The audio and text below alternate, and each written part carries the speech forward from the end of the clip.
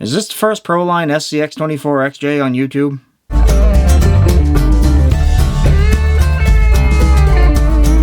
Welcome back to Adventure 207. Today I've got a build that I am really excited about. Now, in the real world of off-roading, I'm a big Jeep guy. As you probably know if you've been watching the channel for any length of time, or follow me on my other socials. So as soon as I heard that Proline was releasing a 24 scale version of their XJ Cherokee, I knew I had to pre-order one. Now, I pre-ordered the body back in August. It is currently Wednesday, October 2nd, and the body just shipped today, and according to the tracking, it's supposed to be here this Friday. Now, I've got a gray JLU to use as a donor, and I've got a box of parts that I bought for this thing. So let's get into it. Oh, hey, before I bore you with all the building stuff, I want you to see if you can guess what color I've got picked out for this thing. Let me know down in the comments. Now, I'm not going to go super into detail about all the parts that I'm using on this build, because I'm going to do a full build breakdown video in the future. I do want to hit on some of the parts, though, because this is the 9th SCX24 that I've bought, and the 6th one that I've built up. Now, so far, I've used a lot of the same parts on all of my previous builds, namely Trill suspension links, EcoPower 827 servo, and Samix servo tray. This will be the first build to use none of those, and the first SCX24 build to use completely aftermarket electronics. Now, the wide body Blazer and my JLU both have FuryTech ESCs that are wired through the stock ESCs as pass-through receivers to run the brushless setups in those trucks. This one, however, no stock electronics left in it. Now, when I started building my UTB-18 Capra, that has still not been featured on the channel, will be soon, I promise, I bought a Spectrum DX5 Rugged to use for that truck. I bought the combo pack that came with the SR515. So for this build, I'm going to be using the FuryTech Lizard Pro and a Spectrum 215 receiver, so I can use my DX5 and actually get some use out of this $250 transmitter other than one truck. Now, another major departure from my norm. Even though I've got 2 of these EcoPower 827 servos sitting over here for other projects, I decided to go ahead and spend the money and try out a Reese 99 Micro for the first time, as well as the Mofo Nano BAM. Now, so far, I've only got 2 SCX24s running brushless power, and both of those are using FuryTech motors. One of them the Komodo, and one the Micro Komodo. So, I'm really excited to see how this Mofo motor does. I got the forward-facing mount with it, and hopefully this will be a small enough package that I can fit it in my Fugly Truggy chassis, so I can actually drive that thing without burning a motor out in 5 minutes. For right now, I'm just going to maintain the stock chassis just for simplicity's sake and to get this thing built quick and relatively cheap. Not cheap at all. That may change in the future. I might swap in something for a low CG chassis. I really like the FuryTech Grasshopper that I've got in the wide body Blazer. That thing has been awesome. And there's some other stuff out there on the market I would like to check out. But trying out the Proline Big Bore oil-filled shocks. Now, to start out with, I'm going to run 20 weight oil, which they recommend. I'll see how that does. But I've also got 22.5 and 17.5, so I can kind of go one step each side. Fine-tune it a little once I've actually got some runtime on this thing. See where it's happy. Now, as for wheels and tires, I went with the SSD 8 holes in black. Now, if you watched my TRX4M K10 low trail video, these are the same wheels I put on that truck, except that one's got the polished aluminum. These ones are black. Now, I'm kind of basing this build on an XJ that a fellow member in the Jeep Club has on black 8 holes and 40-inch tires, and that thing is awesome. It's really fun to watch them wheel. It's really amazing what you can do with 40-inch tires, especially considering when I joined the club 2016 when I bought my TJ. 35s are really the biggest tire anybody was running. Some of the JK guys were running 37s, but we're starting to see more and more Jeeps around here with 40-inch tires, and I mean, they really make a difference if you can clear them. Now, based on the wheelbase of the Proline XJ body, which is the same as the standard wheelbase SCX24s, the JLU, the C10, 133 millimeters, whatever it is. Compare that to the wheelbase of a full-size XJ, and it actually puts it just a hair bigger than 1/20th scale.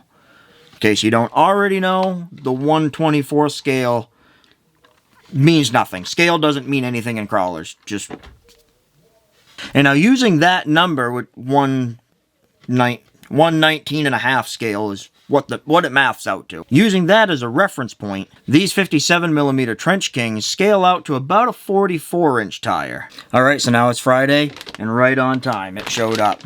Now, I've been so looking forward to this thing since I pre-ordered it back in August. This is going to be one really cool build. Scale-wise, it's actually a little bit bigger than what I was expecting and picturing, but that's a good thing. I think this is going to work really well with these 57mm tires. Now, I will be trimming off both bumpers and the entirety of the fender flares. And eventually I'll probably design and 3D print new bumpers and possibly some body armor as well. Now, the painting is going to be fairly easy, so I'm not going to show all of that. Just your standard Lexan paint job, wash it, put the window masks in, spray it a single color, it's done. And personally, I like the way XJs look with color matched grills, so I'm not going to worry about doing any black up there.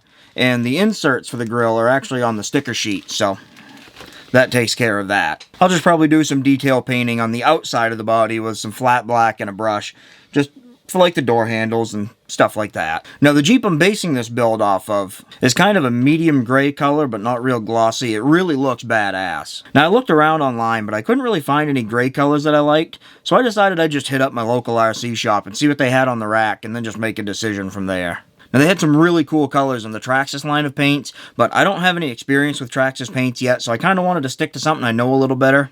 So after some hemming and hawing and mentally visualizing, I stuck with good old Tamiya. And in case by now you still haven't figured out what color this thing is going to be, stay tuned. Alright, so I kind of jumped through some things just so I could figure out what I wanted to do with certain things. But the chassis is all together now. And like I said, I went with Proline's recommendation for the shocks, just 5 to 6 drops of 20 weight oil. I use this Team Losi oil that I picked up from my local RC shop. Seems to be just about right. These springs are the springs that came on the shocks. I believe they're the softest ones, but you also get an extra set of stiffer springs as well.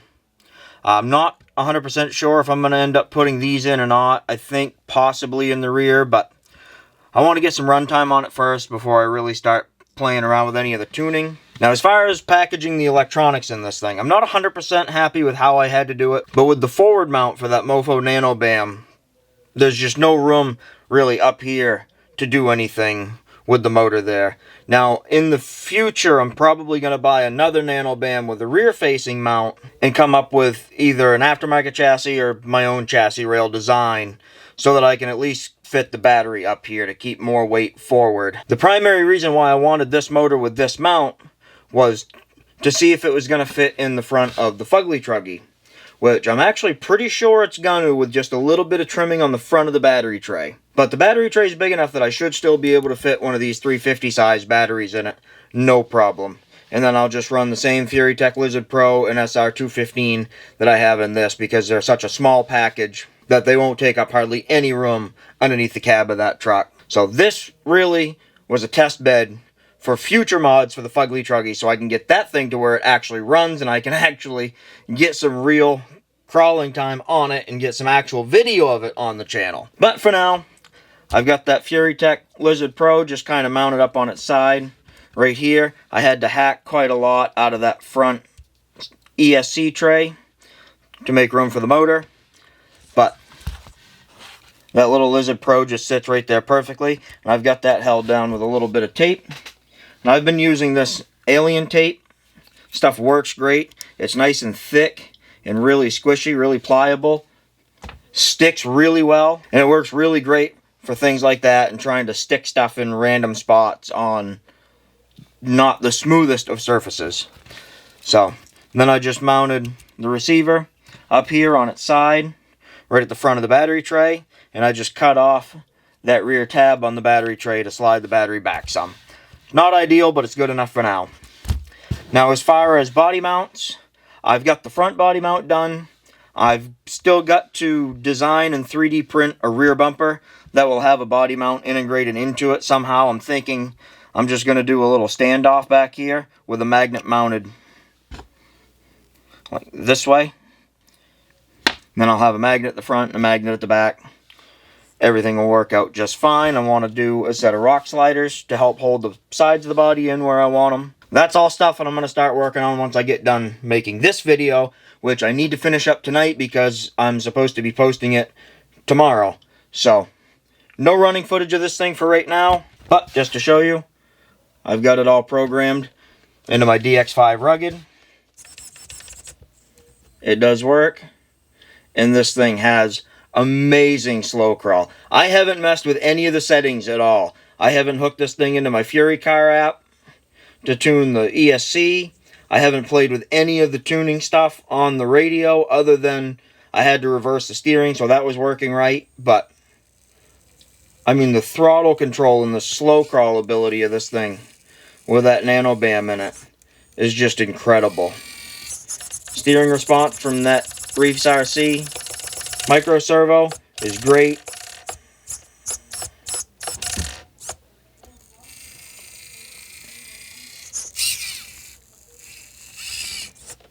Now, I'm not going to show any footage of it, but I did have this chassis with no body out on the indoor course, just kind of running around, doing a little shakedown, making sure everything was going to work. Seems like it's going to crawl pretty well. Now, to do the front body mount, I just took the stock body mount that came with the JLU, cut the little post off in it, glued a magnet onto it with some E6000. That stuff worked amazing for this kind of thing. And for now, I've just got the JLU rear bumper on it. I took the hinge portion off of it, and I slid the bumper out as far as it'll go using the stock mounts. It's still not quite back far enough because this XJ body is quite a bit longer than the JLU body. But for now, it just gives something for the rear of that body to sit on at the right height so I can start taking measurements to design my sliders and my rear bumper that eventually will hold the body on. And then on the inside of the body, I've just got a magnet in there, and I just took a piece of, I think that it's either 10 or 15 thousandths styrene. I just cut out and glued that on there. I like to do that when I do magnet mounts because these neodymium magnets are really strong, and that just helps cut down on some of that strength a little bit. Now, if you haven't already figured it out from this video or from the Instagram post or the short that I posted yesterday, the body's purple. This is Tamiya, I believe, PS18 metallic purple. Just happened to find it at my local hobby shop. Love the look of it. As you can see, I black based it. I did 3 coats of the purple. I did 1 real light mist coat, and then 1 medium coat, and then I did 1 more heavy coat, really focusing on all of the corners and everything to make sure everything had good coverage, and then just backed it all with a single coat of black, and I mean, this thing just looks awesome. I got all the decals on there. Now, I think I mentioned it already, but these tires scale out perfectly to a 44-inch tire with the scale of the body. And I mean, this thing just looks awesome. I can't wait to get it out and in the sunlight once we have a sunny day here. Hopefully next weekend. But I mean, Proline really just knocked it out of the park with this thing.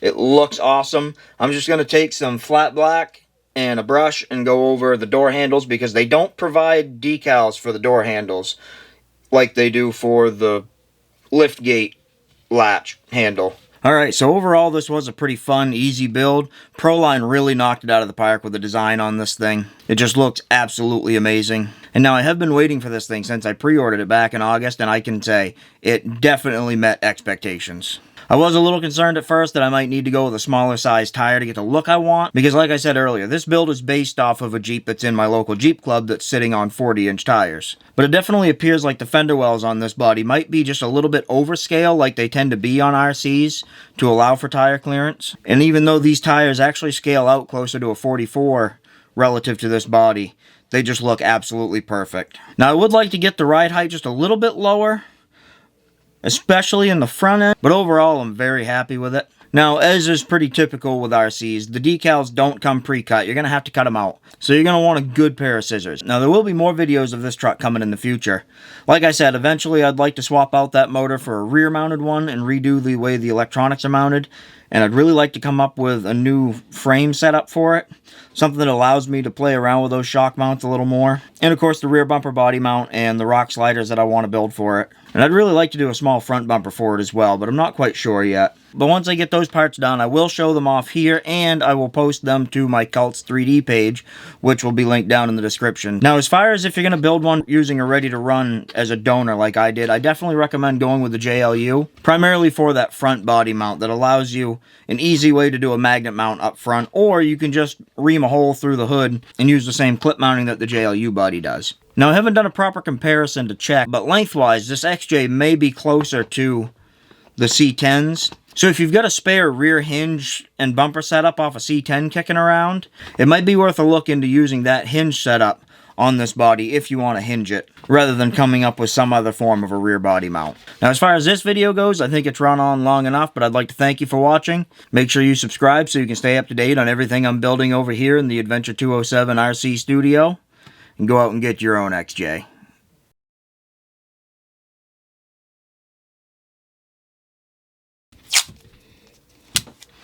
Arr, I be just a painting of a head.